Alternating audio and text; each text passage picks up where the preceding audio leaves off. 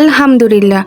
বিবাহিত একটা মেয়ের জীবনে শ্বশুরবাড়ি আর বাপের বাড়ির লোকজন যখন একসাথে খাওয়া দাওয়া করে আনন্দে থাকে, এর থেকে বড় সুখ আর মনে হয় না।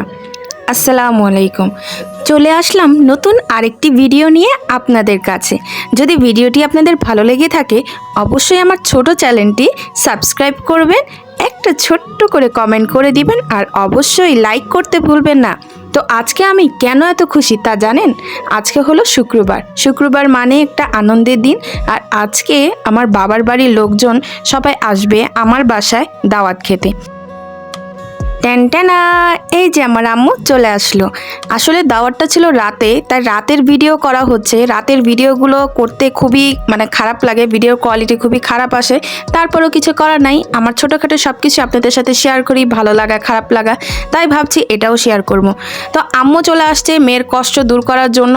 আগে ভাগে আম্মু সব কাজকর্ম এখন করবে, রান্না থেকে শুরু করে সব কিছু, নাস্তা রেডি করা সব কিছু আম্মু করবে। আমি অবশ্য সব গুছিয়ে রেখেছি আর কি, পেঁয়াজ মরিচ সব কিছু কেটে কুটে ধুয়ে আদা রসুন ব্লেন্ডার করে সব কিছু রেডি করে রেখেছি। আম্মু এখন জাস্ট রান্না করবে। তবে এটাও কিন্তু অনেক কঠিন কাজ, অনেকক্ষণ টাইম ধরে রান্নাঘরে থাকা, এটা খুবই টাফ।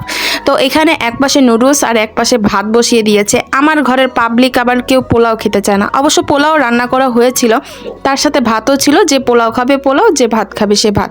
তো আমি এই তো চলে আসলাম কাজের বেটি রহিমা। তো সকাল এখন আমার কাজ হলো আগে সবাইকে নাস্তা দেওয়া।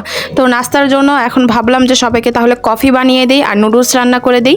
আম্মু এদিকে নুডলস রান্না করছে আর আমি চলে আসলাম কফি বানাতে। এই ছোট একটা কাজ আমি খুব ভালো পারি। চা বানাতে পারি বা না পারি, কফিটা খুব ভালো বানাতে পারি। কারণ চা আমার জামাই সবসময় রাস্তাঘাটে খাইয়ে আসে, বাসায় এসে কফি খায় আর কি। তো এখানে আমি চারজনের জন্য কফি রেডি করছি। পিচি পোলাপাইন বাচ্চা তাদেরকে দিয়ে নেই, কারণ কফি বা চা এগুলো তাদের জন্য ভালো না।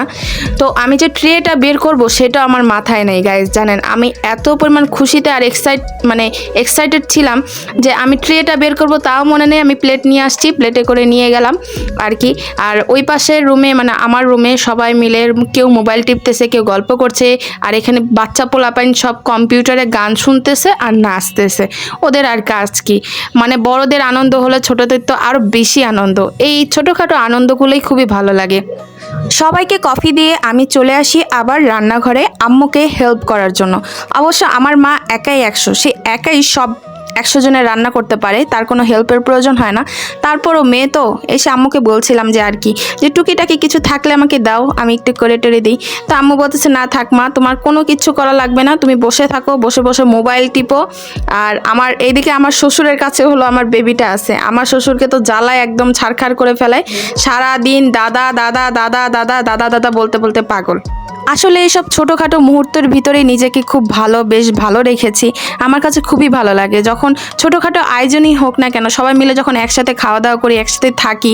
আসলে খাওয়া দাওয়া বড় কোনো বিষয় না, সবাই একসাথে বসে আড্ডা দেওয়া, একসাথে সুখ দুঃখের কথা বলা, কে কী করছে না করছে, কার লাইফে কী চলছে, এসব নিয়ে একটু ডিসকাশন করা, এগুলার ভিতরেই খুবই মজা আর কি। আর একটা বিবাহিত মেয়ের জীবনে এর থেকে বড় সুখ আর কখনোই হয় না, যে তার বাপের বাড়ি শ্বশুর বাড়ি সবাই মিলে যখন একত্র হয়ে খাওয়া দাওয়া করে, একটু হাসি ঠাট্টা করে, তখন এর থেকে বড় জিনিস আর কখনোই কোনো কিছু হতে পারে না। আর এই দিকে আমার বাচ্চাকে দেখেন, চা খাওয়ার জন্য পাগল হয়ে গিয়েছে। ওর দাদির মতো হয়েছে, খালি চা রুটি এসব খাবে দাদি, সকালবেলা ব্রেকফাস্টে চা রুটি খায় আর কি। তো ওনার কাছ থেকে ও শিখে গেছে, এখন ও চা রুটি এইসবই বেশি পছন্দ করে, ভাত তো একদমই খায় না। আমার বাচ্চাটাকে নিয়ে আমি আরও আছি মুসিবতে, ভাত তো একদমই আমি খাওয়াতে পারি না, এসব চা রুটি বাহিরের জিনিস এগুলো সে খাবে। তো এই তো আমি চলে আসলাম কাজের বেটি রহিমা আপনাদের সামনে আবার। তো হয়েছিল কি, সেদিন আমি ব্লগ করার একটা চিন্তা ভাবনা ছিল, তবে কোথা থেকে কি শুরু করব, এতই হাসি খুশি ছিলাম আর কি, তো কোনো কিছুই সেভাবে করা হয় নাই। তো আমি এখানে দেখাচ্ছিলাম যে কি কি রান্না অলরেডি হয়ে গিয়েছে। এখানে রোস্ট হয়েছিল আর গরুর মাংস রান্না হয়েছিল। আর এই দিকে দেখেন নুডলস হলো পুড়ে গেছিলো। আর আমার পুরা জিনিস খেতে কেন জানি খুবই ভালো লাগে। আমি পোলাও বলেন, খিচুড়ি বলেন, কোনো সময় নিচে দিয়ে যে লেগে যায়, পুড়ে যায়, সেই জিনিসটা আমার কাছে খুবই ভালো লাগে। তো এই তো রান্নাবাড়া সব কমপ্লিট, সবাই এখানে খেতে বসে পড়েছে। আর খাওয়ার সময় আমি কোনো ক্লিপ নিতে পারি নাই, কারণ খাওয়ার সময় আমার বাচ্চা এত জ্বালাচ্ছিল যে ওকে নিয়ে আমি ব্যস্ত হয়ে পড়ি। সবাইকে আজকের মতো আল্লাহ হাফেজ।